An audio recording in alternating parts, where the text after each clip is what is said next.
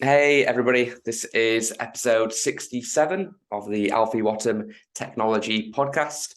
As always, we are sponsored by welovealpha.com, the place to go if you're a software developer looking for your next opportunity, or if you're a company looking to hire great engineers up and down the UK.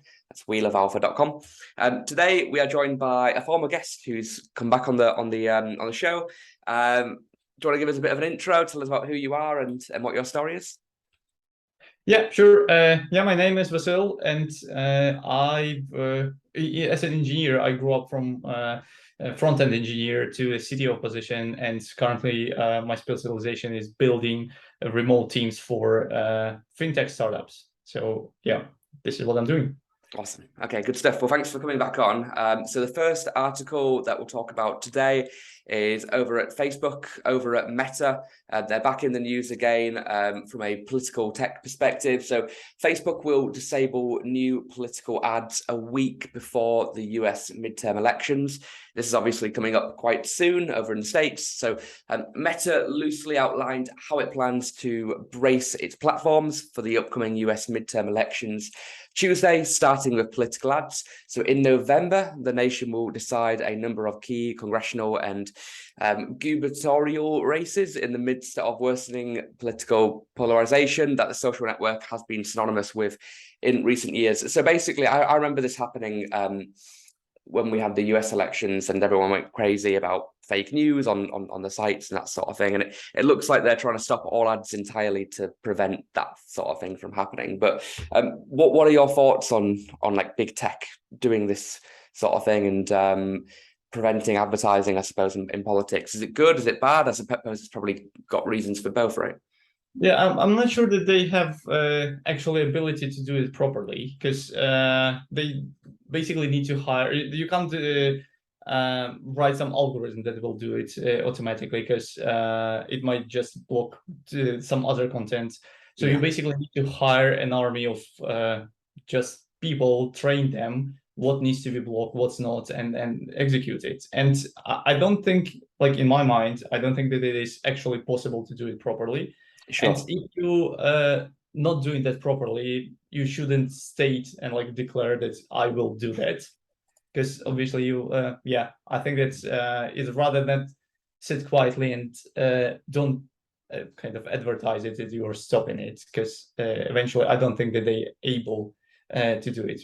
Yeah, I wonder if they'll prevent political ads altogether or just a promotion of them so it can increase the marketing spend on one of them, because it's I suppose it would be a good thing to prevent fake news, but then who decides on what fake news is? What Facebook suddenly are the ones kind of voting that and not voting that? Have you seen the Netflix documentary The Social Dilemma? No, I don't think so. It's about this very topic. It's a really, really good documentary. It's worth watching, actually. Okay, cool. The next story was kind of very much in your wheelhouse, Vasile, in relation to remote working. So Apple risks an employee revolt with new return to office policy. So Apple asks its corporate headquarters employees to return to the office 3 days per week minimum. I was actually speaking to somebody in person at a meetup event last week who was an Apple employee from the States who had traveled over, and he was talking just about this becoming a thing, and he told me just actually as it came into the news that afternoon. So Apple has become the latest tech company rather to require its workers to return to the office. As of the 5th of September, the firm will require all of its corporate workers to visit the office on Tuesdays and Thursdays, as well as a third day, which their manager and supervisor decides. So obviously quite a big change at one of the biggest tech companies in the world after COVID. What are your thoughts on Apple's decision, Vasile? The main benefit of working remotely is that you can actually be located anywhere, right? And by allowing or like asking to come twice or 3 times per week, it basically eliminates this main benefit of it. And then in the end of the day, why do you want to just why you're saying that it's 2 or 3 days, not full time? Because the whole point is that I can commute, I don't know, if it's like once in 2 weeks, once in a month, that's different story, right? Because you can commute it from basically from anywhere. But if it's 2-3 times a week, that still locks you in a city close to the campus, and you need to pay the higher rent, and you have you have your high expenses. So I don't think that this is like, in general, either you tell them come to the office and we work in the office, either you just allowing them to work remotely. Yeah, I'm definitely seeing, as an owner of a recruitment agency, more and more companies start to ask developers, especially in sort of big tech and big corporates, I suppose. Most of the startups still don't really care. It's a little bit more flexible. Do you hybrid? Are you fully remote? What's your setup? So for now, we are like, once I joined the company, they stated that they will be hybrid, but I'm insisting in being fully remote and do it like every second week, 1 day or something. Because in my mind, when you build in a team, I think I want to keep this benefit to be anywhere, to live anywhere. Sure. And I understand the company needs to build a culture, etc. And for big corporations, it's a bit harder, because what I found on my experience, it's you need to propagate and kind of push people to speak to each other more. And if you have extroverts in your company, it's much easier to do it because they are just natively want to communicate with each other. If you have introverts, that might be actually complicated because force them to talk to each other might be a big challenge. And I understand that if you are a big company of, I don't know, 30,000 people, you might not be that flexible to, let's hire just extroverts, right? Or not just, so that might be tough for them, obviously. For my company, because it is a small startup, we are, I'm sure that I can definitely do it, like build a full remote culture. Yeah. And there are some tricks that you can do as a manager to cultivate this culture of communication and push people to talk to each other remotely. What do you do? Have you got any kind of, I suppose, advice for leaders trying to run remote teams that maybe are struggling to get people to, I don't know, be on the same vision, or struggling to get people to submit work on time, or whatever the reason is? Have you got any advice that you could give to people kind of going on that journey? Yeah, I think it's so the first thing is, as a manager, as a business, you need to think with remote work, you need to think how to create communication touch points. Something like, for my team, for example, I'm telling everyone that, okay, guys, because we're working remotely, let's when you start your day, drop a message into into Slack channel that, hey, I'm here, I've started my day. If you're leaving, drop the same message, or if you're going to lunch, etc. So I'm explaining that it's not about, I'm not counting your hours, or how many hours you sit in front of the screen. Yeah. But the main point is that manage other people's expectations. So if I need help from you, I know that, okay, you're out, right? You'll be, because it's easier to do it in the office. You sit in the office, you see that, he's in front of his desk, you can come and ask. And if it's not, you're just not doing that. And here, sometimes if you're fully remote, you don't know why the person is not responding to you. So creating this kind of touch points for communication, so people will start dropping messages, that you kind of pushing them to the culture that, okay, it's fine to write messages, it's fine to send messages in a chat and talk to each other. And it worked very well in a few teams for me. And yeah, it helps definitely. Okay, cool. We actually have a a report out on remote working for those interested. They might want to manage teams. If you go to welovealpha.com on the website, you can get the data, and there's actually some really useful insights here that kind of go back to your point, Vasile. So 78% of companies at the moment will allow their developers to work remotely most of the time, if not all the time. 8 out of 10 devs will actually only consider roles at the moment where they can work from home at least 4 days a week. And I suppose at the bottom, that goes back to your point a minute ago about how you get the best person for the job, not just somebody that's sort of down the road. And I suppose that for me, that's the mindset of working from home. Like, it's not just in the candidate's benefit, but it's also in the company's benefit as well, because they get the best person rather than just limiting themselves, right? Yeah, I think it's obviously working remote is not for everyone.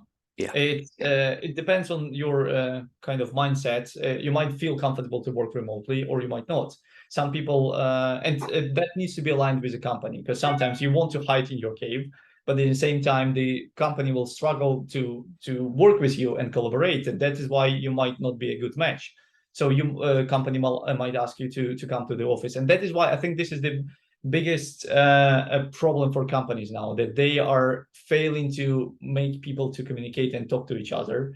And I saw that many times in different companies where you have some type of people that they are comfortable to be insulated and work on their own and don't want to communicate with anyone else. They are great engineers, Yeah. but they are not native communicators. And that is why this is the biggest challenge for the companies. But I think that you can do a lot towards that and actually improve it much more than you have it now. Yeah. Well, one of the best working from home tips, strategies that I ever saw was just every single day the team having just a half an hour touch point in the calendar, first thing in the morning, last thing in the day, whenever. I think everyone just religiously sticks to that, regardless of what happens, you always are on that call, because otherwise you can go 4 or 5 days and not speak to somebody and completely forget about it. So it's yeah. And actually, we follow this Scrum, all the Scrum ceremonies. We have stand-ups, and what I'm always forcing my team to do is use cameras. So I'm always saying that I hate to talk with a screen. I want to see the human on the other side. And the only rule, because a lot of people are shy in terms of the environment where they sit. They might be, I don't know, messy at home, etc. But I'm telling everyone that the only rule that you can switch off your camera is when you're in the shower and on a call. The rest is fine, because we all humans, right? We all just live in the house. It can be messy. You have kids. You can blur your background, so you can turn on the fake backgrounds. Yeah, exactly. But like I think that's the manager goal and the company goal is to create this kind of freedom and relaxed environment that people understand. Okay, I can be myself. I can be myself and not be judged by the company. So I think that this is the main goal for working remote and this communication thing. Okay, awesome. I could probably talk to you for about an hour about remote working. It's a good topic. But okay, last article of the day. So Google adds AI language skills to Alphabet's helper robots to better understand humans. So still a long way away from Robbie the robot, means advanced robots, I imagine. So Alphabet's been testing its everyday robots, prototypes, cleaning up in the company's offices. So Google's parent company, Alphabet, is bringing together 2 of its most ambitious research projects, robotics and AI language understanding, in an attempt to make a helper robot that can understand natural language commands. So they've been doing these since 2019, testing out robots. I've talked about them a few times on the show, doing different types of tasks and items, like get me a glass of water, can you clean that up, that sort of thing. And they're working. They're still kind of messy and clunky. There's a picture of one there on the right. But it looks like now with the AI language skills, they'll be able to have better conversations with you and turn it into a almost like Alexa on wheels sort of thing with some robot hands. I don't know. Would you get a robot? Do you think this would be helpful and good for? Well, yeah, the half of my house is pretty much filled with robots. So I have a vacuum cleaner robot. I have a lawn mower, the robot one. And yeah, I think it's, first of all, the companies like Google, they are fully capable to actually deliver such things, because AI needs to be kind of fed with tons of data to actually be able to work properly. Yeah. And I think it's that kind of companies that can actually deliver that. The only problem with Google is that we know how many projects they are just dropping in the middle of the road, right?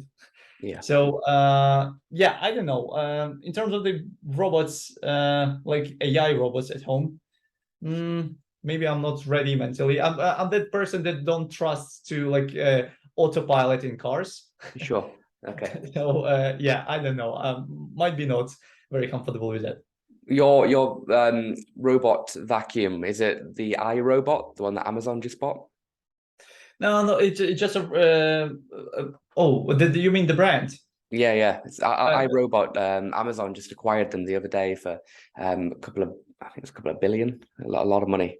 Yeah. yeah. So mine is Xiaomi one. Okay. Honestly, Okay. The yeah, Chinese brand. Yeah. exactly. So yeah, but it works fine. I mean, yeah, we have robots already, in that small fashion, but I suppose there's a difference between an Alexa and what we perceive to be a robot, as in a humanoid cyborg carrying Yeah. around, Yeah. stuff. How long do you think until that vision of a robot is commonplace in people's homes, in people's offices? I suppose warehouses will probably be the first place, carrying boxes and automating, but you think in the next 5, 10, 15, how long until we've got them everywhere, do you think? I think it's in terms of the warehouses, etc. As you said, that might come first, and I think that might be in the next 5 years some first actual working models deployed. But I think it's for consumer markets that might be 10, 15 years, because it's not about just the technology; it's also about mental shift for people to actually start using them. Have you seen the Tesla bot before? No, actually, I've heard that. I haven't had a chance to. I know that Musk kind of advertise it, but I saw photos, but I didn't actually read about it. I don't know how real the photos are in the respect that Tesla likes to make a prototype of a product, Yeah. sell it, raise the money, and then use the money it's raised to actually build the product. And they've done that with the Cybertruck, which is why the final Cybertruck looks quite different to the one that was on stage, but similar vision and that sort of thing, though. Yeah, and the specs, actually, regarding the Cybertruck, the specs are different now. So Yeah. No, it's just raised a lot of money, but the basic concept of the Tesla button, just in terms of how it looks, it's very similar to basically what I'm describing. I've got a picture of it there. In that it's almost human-like, basically. Well, it's as close as it gets, right? I imagine on the head it will have a camera or a laser for determining where it is and that sort of thing. yeah. Actually, the other day I was looking. The other company presented the robot that can have, like, actually they have a lot of mimics on the face. It's just crazy how it can actually smile and you, like, yeah, just to do a lot of. Let me actually try to find it to you. Is it the one with fake skin? Yeah, that's the Yeah, one. I know what you talk This about. is the, Well, there's a couple of different. It's just prosthetics put over like a robot head, but it's it's bizarre, isn't it? Because when you have the Tesla Tesla bot walking around, but it has the prosthetics of what you're describing, that's when it gets a little bit creepy. Yeah, exactly. And can you imagine when you combine all these technologies, AI with this fake skin one, and then the machinery, like a Boston Dynamics or something, that might be really scary. Well, the Boston Dynamic ones are just theatrical. I mean, they're amazing, but they're jumping up and down, and Yeah. I think they're more military. They're designing them for Boston. I mean, they look like it. Yeah, I think that for now the main market for them is military, right? But they build in their technology, which will be definitely combined with something else in the future. So for now, they just build in mechanics behind it to make it flexible, and this is just a part of the future technology, let's say. So I think that they took their niche working on that, and I'm pretty sure that will be collided with something else in the future. Have you seen the video of all the robots dancing? I think it was for like Yeah, New Year's yeah, or something, or some celebration. Yeah, that was crazy. yeah. It's good. Telcos. It humanizes them a little bit, if you know what I mean. It takes it away from being a scary thing. The dog that they've developed. Have you seen the Boston Dynamics dog? Yeah. The I saw a video of I think it was like a grapple or an arm on top of it. And it was opening door handles as it was walking by. It's pretty crazy. Yeah, I think it was a while ago, but yeah, it is crazy. Boston Dynamics doing a great job in terms of the mechanics. Yeah, robots for sure. awesome. Cool. Well, look, awesome to have you back on the show, Vasile, to get your insights and your perspective into what's happening in the world of tech. It would be good to get you on again in the future as well. But yeah, thanks for your time, man. Thanks for your contribution. Thanks to everybody for watching on Spotify. Make sure you subscribe on Spotify if you haven't already, and see you all in the next episode.